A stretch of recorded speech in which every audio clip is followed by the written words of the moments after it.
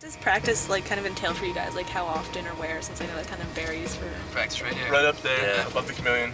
We have a practice spot. They rent out practice spaces there because they bought the building next to it in between CI Records and the Chameleon. So they bought that building, they're renovating it. And we practice there. A bunch of local bands do Consumer. They're a hardcore band, used to be called Lucy. They practice there. Practiced a lot. Used to practice a lot. We're not on tour, right? Yeah. Pretty much just practice. It's normally like, if like getting ready for a tour will consist of like, you know, but John and I live in Philadelphia, so we come up here a few days early, and then it's just like, you know, practice like Tuesday night, Wednesday night, sleep in the practice spot Wednesday night for early practice on Thursday, and like leave Thursday night to leave for a tour or Friday. So I mean, put a lot of hours in it. Same thing with writing, like in between days, like we're here for like 3 or 4 days in a row, just like living there. Like we have a futon up in there, we just all sleep on our floor. One thing There's no windows. Yeah, there's no windows. Yeah, it's just like a, it's like a Western prison. That's why I'm so travel so 3 days they come out. There's always deadlines that you have to accomplish with things, like whether it's new music or demos for this or practice for this. And then like our manager, he was out in California all week, so he just came back and he expected all these things to be done. So we're all procrastinators. So like the night before, like last night, we're all like scrounging around, like freaking out, like when you do this, get this done. But it gets done. So. Slowly but surely it gets done. And how was playing the Scranton Warped Tour this year? It was awesome. Well, except for before we started playing. It was hot as shit. It was hot. Yeah, it was hot. We had my amp didn't want to work. A few technical difficulties. It's always hard using other people's gear. Yeah, I had to use this crank amp, and I turned it just like gain all the way down, which is like distortion. Yeah, if it was on zero. Crank, it's a metal amp. Yeah, I felt like I was playing like Kill Switch. Pantera. Yeah, Pantera. But other than that, I mean, aside from the difficulties, it was It's awesome. It's fun seeing friends. We had an awesome crowd. yeah, it was unreal. And like where the Ernie Ball stage was there, it was like right along this walk path. Yeah, everyone kept stopping and walking over. Before we played, I was like awesome. sitting there, like someone tagged me in a picture. It's like I'm making a weird face. I'm like that. I look like I'm like preaching to like Jesus, but I'm really like going like this, trying to get people to come over. It was awesome. Kirsty didn't We had to play half of Madeline. Yeah, I had to start. Yeah. It was tough. It was fun though. But all in all, yeah, it's so much fun. Just like he took a picture of like the crowd, and You guys had a lot of people that day. Yeah, it was unreal. It was. Yeah, because we were there the 2 days before that, just hanging out with in Connecticut. yeah, Versa Merge and like the dudes. They're really nice. Yeah, Justin from Brighton, all those people. So we're just seeing friends that we haven't seen in a while. So that was cool. Came out and watched us. Is there something you guys look forward to most or least while touring? The thing I look forward to least is the smell of Kurt and Pat's feet. You don't ever smell my feet, 'cause I'm always dry over there. That's true. What do I look forward to? In a hotel.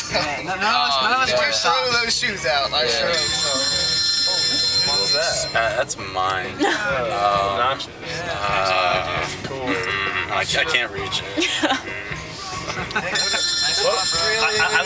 think I look forward to losing weight on tour. Every time I go out, I gained so much. I gained 15 pounds since this tour. 15 pounds? Yeah, I lose so much weight. I lost 5. I treat my body like crap. I like, we're sponsored by Red Bull, so all we do is drink Red Bull. And so like I'll drink like 14 Red Bulls a day. Because we All drink he them when we're does thirsty. is drink Red Bull. I'll drink Red Bull, I'll eat fast food, I'll sleep 2 or 3 hours a night, and then I'm On his feet the rest of the day. Yeah. just running around like a crazy person. We did an overnight drive before, and I was like, oh yeah, I'll stay awake with him while he drives. And he had like 5 Red Bulls at his feet empty, with like 3 sitting there and with 1 open. And I'm just like, dude, how do you do it? And I had 1. I'm just like, yo, man. I'm just like, I don't know, man. Yeah, he's just like, It doesn't even affect me. You OD on Red Bull. Yeah. Have a heart attack. Yeah. My doctor keeps telling me, he's like, you need to stop a lot of things. Your body's Heart attack. immune to Red Bull. Yeah, so you're like, it doesn't affect you anymore.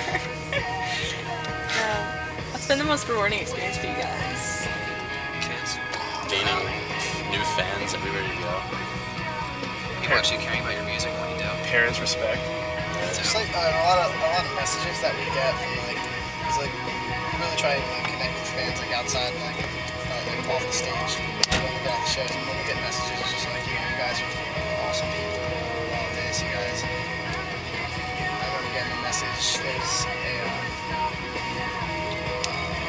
underprivileged kid, and we just like really tried our best to reach out to him, and like the mom and the sister like.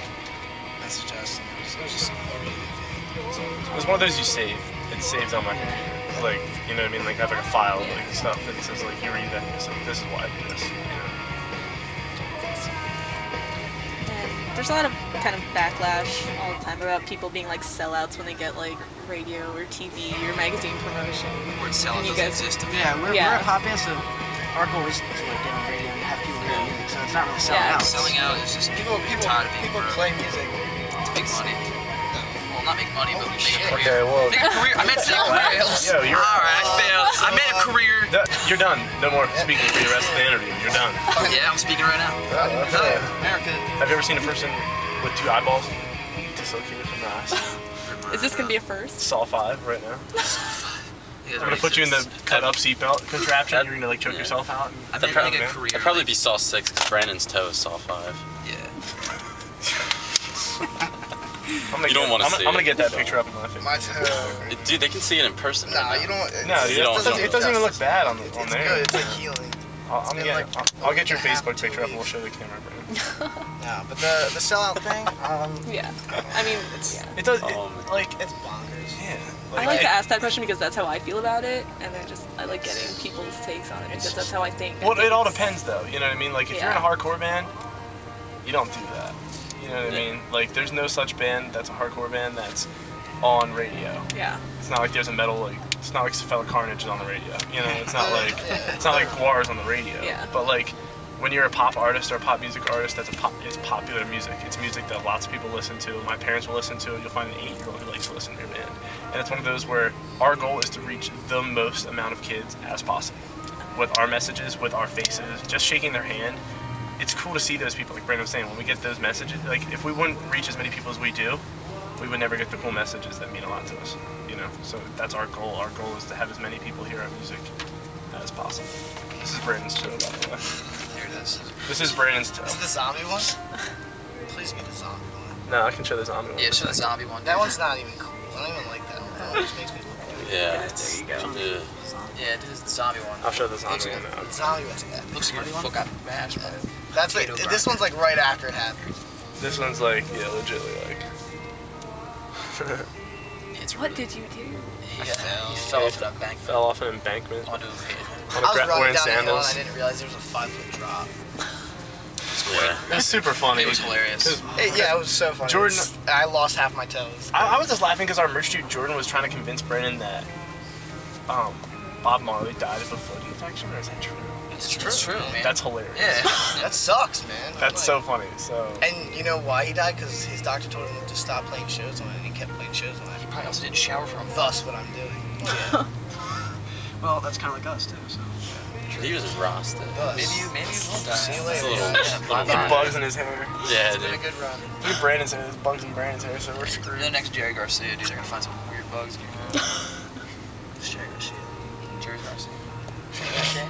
Here we go. America. or lack thereof. Merch, I know, is an important source of like promotion and money and support for you guys and fans carrying that on. So what kind of goes into making a final decision for what you guys bring out? Obviously, I get zero say in it because my head is on a shirt. You designed this shirt, so I didn't design that shirt. Not that one, but he designs a lot of them. And then it's just like with writing, he's an artist, and so it's just like when you write stuff for like music-wise, you throw it to people, and people are like, and then you're like, God damn it, back to the, you draw it again. So it's just like Brandon will bring us a bunch of t-shirt designs or something like that. Or our friend Solomon Amstutz, it's Jordan, our merch dude's older brother. He works for a company called Lock and Load Apparel, and he's done Bring Me the Horizon, Thursday, the Audition. He has tons of shirts on Hot Topic and stuff, and he designs for us. He's a good friend of ours. So, and then it's just kind of is brought to us. We look at it, and then Mike says respond with which one you want to bring out in an email, and we all respond, and then we see what. Whatever looks cool. Yeah. Whatever we think looks cool, because really we have no idea. What, Yeah. Like honestly, like I thought that like you get surprised because you're like, oh man, this t-shirt's gonna sell out, and then you like bring another one, you're like, oh, that one sold out, really? Like I would, you. People walking around with my hair on their chest. That's all. Yeah. Love when they just draw faces in it. That was just more comedy than anything else. It sucks that when you have a shirt that you want to wear but you can't because that's your band. Yeah. A new Our- shirt.